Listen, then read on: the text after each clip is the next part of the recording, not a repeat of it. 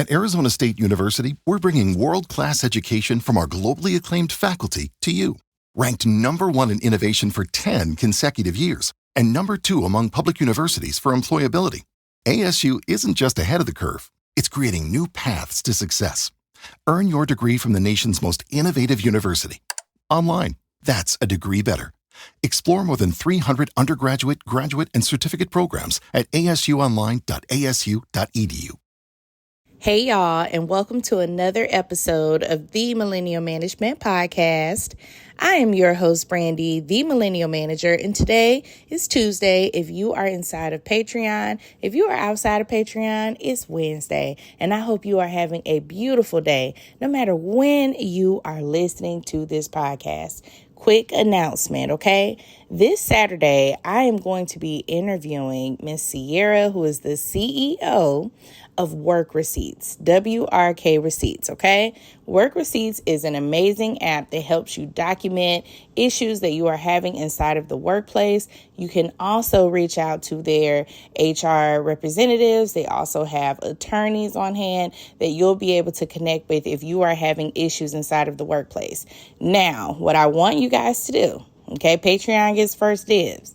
If you have an issue or something you would like for me to discuss with Sierra, our interview is going to be this Saturday at about 6 o'clock. So I'm going to be interviewing her at 6, releasing that interview inside of Patreon, of course, first thing Monday morning, so that you all have that to watch. If you have something specifically for Sierra, it's an HR question that you would like read on the podcast or emails that I can send to her prior, please send them over to the THEE Mill, MILL, management, all spelled out, pod, POD. Understand? Thank you very much. Now, so you'll send that email over with whatever question that you have for Sierra in anticipation for our interview that is going to be happening on Saturday. Also, okay, Saturday evening, I'm going to be going live inside of Patreon. I'm going to be reading emails. Some of the emails that I'm going to be reading, I'll release online later, but I'm going to be going live with Patreon and just going over some of those things. And we'll be discussing some of those outcomes as well as some of the other content that we are going to be going over this week. If you have a question, make sure you are inside of the paid Patreon, okay? It is $6 to join. Also, keep in mind that when you join on your cell phone, do not join through the app. You got to go through the browser to avoid that $3 fee. I cannot do anything about that. Okay.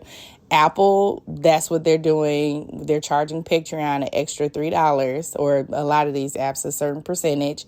And that's how they're getting their money, is by doing it when you sign up through the App Store instead of when you sign on the browser. So if you want to join Patreon, do it on your browser and then log into Patreon on your app after you download it, okay? So that you can avoid that additional $3 fee that comes with that when you download Patreon and sign up through the app, okay?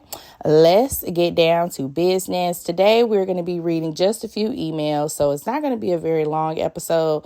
We're going to be reading a few emails and discussing some of my opinions that I have on this. And let's start with our first one. This one says, hi, Brandy. I was so excited to read this email. Hi, Brandy. Hey, baby. How you doing? I live in the Caribbean, but quite a bit of what you say resonates with me, period. First of all, shout out to the Caribbean, okay?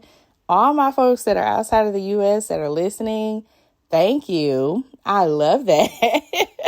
This is so amazing. Just yesterday, I had the most awful experience at the office. I woke in HR, and it was the last day for, I think you mean I walked in HR, and it was the last day for a difficult employee. During the exit handover, he refused to hand over the company mobile phone, the office key, and an access card. We had been scheduled to have an exit meeting earlier in the day, and he pushed it for hours, or he pushed it to after hours.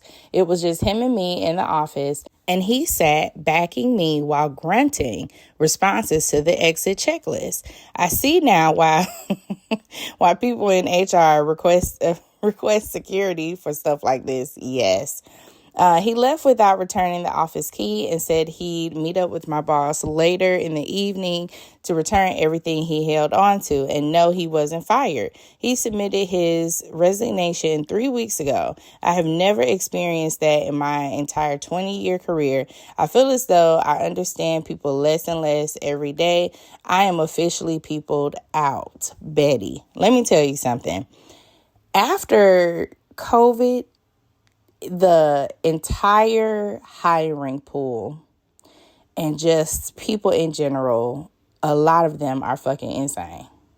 I don't know what it is. Like, they have lost their damn mind. It's just some people are just, they gone. I don't know. I don't know what his reason for wanting to hold on to the phone. I hope y'all disconnected that phone. Okay? Disconnect that phone, deactivate his access card. And as far as the key, if he comes into the office and he does not have that access card and all he has is a key, he will be arrested anyway. Or if he tries to come into the building, y'all can arrest him. If I were y'all and you really wanted to be serious about it, I will file a police report that he refused to give up company property. That is another option. I don't know why in the world you would want to hold on to something for a place that you don't work for anymore. That is the stupidest thing ever. Just give them the key. Just give them the access card. Just give them the company phone. So I'm not sure exactly of his reasoning. And you didn't say why he was leaving. I don't know if it was like bad blood, because it seems like it. You know, he resigned, but he's in the office grunting and has an attitude and all this other stuff, when you could just quit, right? You're already quitting. What is the purpose of dragging this out and you coming in here with the issue? Just give the people their things and leave. Like, nobody's firing you. You decided to quit. I will say that I have just noticed that, like, I thought my boss was lying. When I joined my company, my boss was the person who did the hiring, right? But as we have grown over the last few years, that hiring portion has come to me. So I now see some of the most unhinged people applying for jobs, and it is just crazy to me. Like, how are you even employed currently? Like, that's why I have so many crazy stories, because I see people on every level. I see people who are doctors. I see people who are hygienists. I have front desk. I have dental assistants. And there is somebody in each of those categories that has done something crazy as hell in an interview. So just don't take it personal. If you want to file a police report, because that is company property and he must release that to you, you can, okay? And let the police deal with that. If he does not want to return the company phone, I will file that report. That's exactly what I would do. But yes, you are not alone in that. I'm sure other HR personnel can attest to the fact that there have been some interesting people post-COVID. I really thought my boss was joking, and he loves to hear me say that he is right. He was 100% right. He told me that. And I'm like, he would tell me, it's going to take a while for us to find, this position for this office. I'm like, no, I'm going to really put forth effort. This was at the beginning, a couple years ago when I took over hiring. And child, let me tell you, it's some crazy ass people. Okay? It's some crazy ass people out here. So that's what I would do to deal with it. But you are not alone, darling. You are not alone. All right. Into our next email. This one says, "Hi, Brandy. Hey, baby. How you doing, girl? I hope you had a fantastic week." I have. It's only Tuesday, but so far everything has been great. I found you on Facebook and I love your informative content. To keep it short and sweet, I have been in my role for 2 years and 5 months. When the company does well, we all do well, and get a quarterly bonus. I was out on FMLA and short-term disability for 10 weeks, and we all received the email that we would be getting a bonus. I did not get a bonus. Is that permissible to not get a bonus because I was out on FMLA? I understand if that's the reason I didn't get it, but I wish my job would be more clear in the handbook. I appreciate your insight. Thank you, Betty. So let's talk about this because I have actually experienced this. When I had Aiden back in 2020, right? My company at the time, they were receiving bonuses, and I didn't get one of those bonuses because I was out of the office. However, it was clear to me that I would not get a bonus because I knew that I was going to be out on maternity leave. And then eventually the office shut down because of COVID, right? They only stayed open for a little bit and we barely hit the bonus. And so they gave everyone just a little bump. But I didn't get anything because I wasn't there. But yes, that is allowed, that they cannot give a bonus based on absence. Now, for my company currently, if they miss more than 3 days in a month, they are not getting a bonus, 3 working days. Because do y'all know what it takes to reach a goal? And if you are out every single week in a month, it's 4 weeks in a month. And if you are out for 3 of them, you ain't getting no bonus, okay? Everybody else is getting a bonus because it's not fair to the people who are here and who are doing the work. So, unfortunately, that is allowed. There is not a law about bonusing. They can basically make whatever, rules up based on their company and give you the guidelines based on what they want to do. So, I do believe that it is allowed for them to do that because my company currently does that for companies who are based on bonus. I know that a lot of other dental offices do that or any other organizations that are based on production. Yes, they make up their own guidelines surrounding. It is not 3 days, it's 5 days. But yes, so don't take it personal. I wish they would have put that in the handbook. You may want to go to the attendance section and see if maybe it's there, or if they have a section that's strictly talking about bonuses and how that structure is presented. But I would assume because you have been out for 10 weeks or you are going to be out for those 10 weeks, you are not going to get a bonus. All right, into our next email. This one says, "Hi, Brandy. Hello. I really appreciate the career advice and leadership insight you share." Girl, thank you very much. I appreciate that. Your content has helped me feel more seen or seen more times than I can count, period.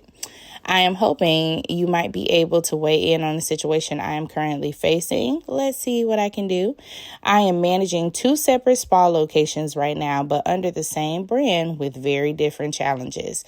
The biggest issue is lack of staffing and consistent coverage. This is a mini meditation guided by Bombas. Repeat after me. I'm comfy. I'm cozy. I have 0 blisters on my toes. And that's because I wear Bombas, the softest socks, underwear, and t-shirts that give back. 1 purchased equals 1 donated. Now go to bombas.com/listen and use code LISTEN for 20% off your first purchase. That's bombas.com/listen and use code LISTEN at checkout. When someone calls out last minute, like today for a mental health day, I'm the one who ends up covering every single time. I support mental health completely, but it's hard to lead when the system is set up for failure. There's an area director, but she doesn't know how to do the task. Upper management continues to operate both spas. I don't know why I said spas. Let's start over. Upper management continues to operate both spas with minimal staff and no real backup plan, which means I'm constantly stretched thin. What's even more frustrating is that they've recommended one of the least reliable or less reliable members who frequently calls out for a supervisory role without having clear standards of accountability for growth.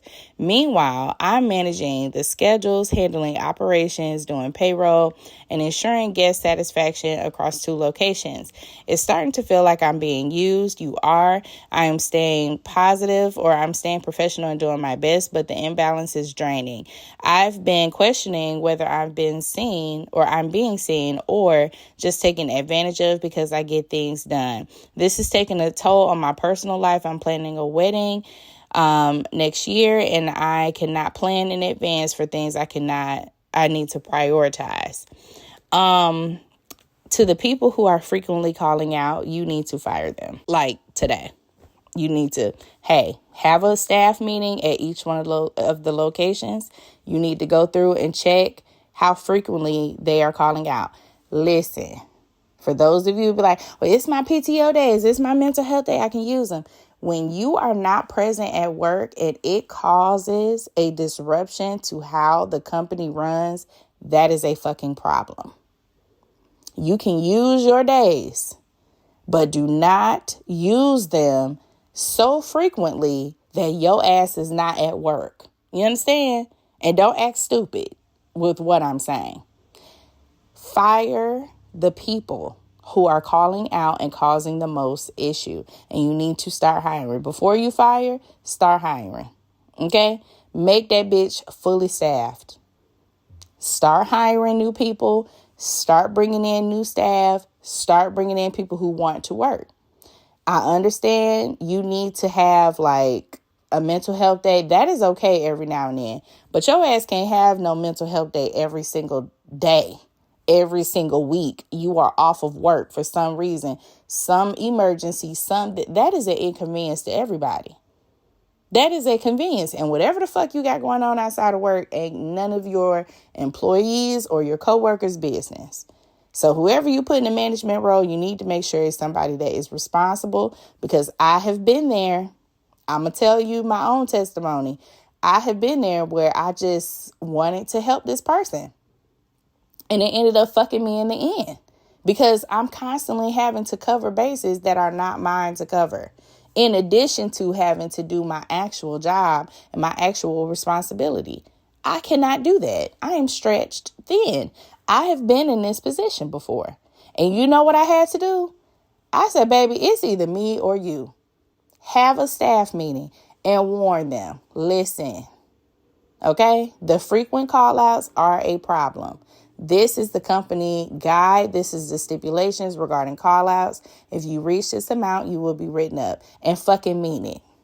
Don't tell them that you're going to write them up. Don't tell them that termination is inevitable if you are not willing to do it. You have to be ready to look like the bad person, because you will be. You are about to be the bitch.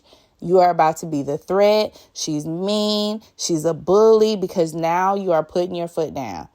Anytime that you have a job where it matters that your ass is present, like somebody answering phones at a front desk, like a manager in a factory, like whatever, if you are down a person, it creates an additional workload on everybody else. Now, for those of you who work in spaces where a body is not necessary and whatever they're doing can just be put on pause, that's something totally different.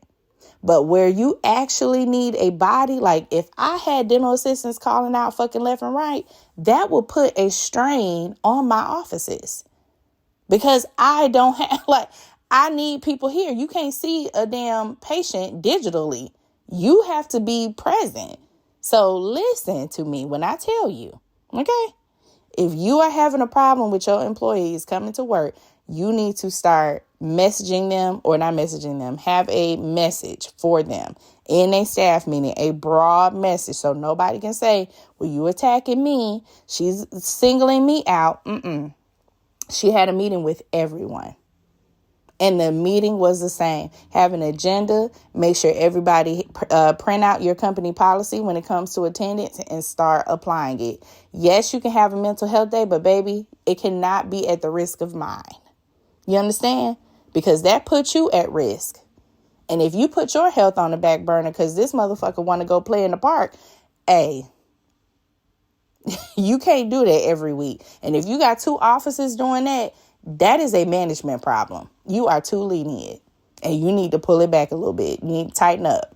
Okay? They should not feel that comfortable throwing you their job, and you're having to cover 2 locations and do a job that it should be 4 people doing, right? It should be 2 people at one location, 2 people at another location, and you got your waxers, or if they have an assistant, and you have a manager who is at that office that keeps them together. But if you got a manager who don't know how to do anything, and this other person that they want to recommend and bring them in because they seem like a good option, they just throwing somebody in the position, and you are going to hate it. You're going to hate it. Do not put that person in a leadership role if they are not dependable. because all it's going to do is continue the cycle that you're already in, and it's going to get worse. It's going to be worse because you're going to be even more mad. Like, what the fuck do I have a manager here for if I cannot count on you to do your job? I shouldn't have to check up on you. I shouldn't have to micromanage. I shouldn't have to ask questions. Things should be done because you know it needs to be done. That's the problem. I'm telling you, when you do it, they about to complain. They about to be mad. They're going to be going over your head and seeing who they can get to save them and to hear they bullshit when really you are just applying the book. Okay? Be ready. Don't be afraid. Those of you who are in management positions, y'all have to know that there's a fucking limit. You cannot risk your mental health because of your damn team. Absolutely the fuck not. So please start there. Have that meeting and make sure the message is for everybody to hear. Okay? Do it in person. Give them the attendance policy and let them know what is about to happen if the call outs do not cease. Okay? It's okay to call out every now and then. However, you calling out every single week presents an issue. That is a problem. And if you got a reason where you need to call out every single week, I'm not talking about once a month. Once a month, I don't give a fuck about that. Every week, hell no. Hell to the no. So please make sure you do that. I hope you write us back and let us know what's going on. And I absolutely wish you the best. I hope that everything works out. To everybody else listening to this podcast, I hope y'all have a good day. Do not be afraid to be the bad guy. There's nothing wrong with you. You have to put your foot down. Otherwise, people will walk the fuck over you. You understand me? Say yes. Thank you so much. Remember, if you want to have your question read to Sierra, she is the CEO of Work Receipts. She's going to be here on next week. Y'all will hear her podcast. Patreon will have the podcast episode early. In the video form, if you want to watch the video, like that's going to be on Patreon. You can send your emails over to MEAL, management, all spelled out, pod@gmail.com. That is where you're going to send your email. And then also make sure that you join Patreon, because that same night after I interview her, I'm going to be going live inside of Patreon, and we're going to be reading a few emails and discussing some of the questions that you all have regarding HR, operations, management. Maybe you are in a toxic work environment, whatever it is that you all want to talk about. We're going to be going over that. So I will see y'all on this Saturday evening, if not sooner, because I may go live inside of Patreon a little early too, just to kind of, get things going inside of Patreon. So, all right, y'all have a good ass day, and I will see y'all on the internet. Bye.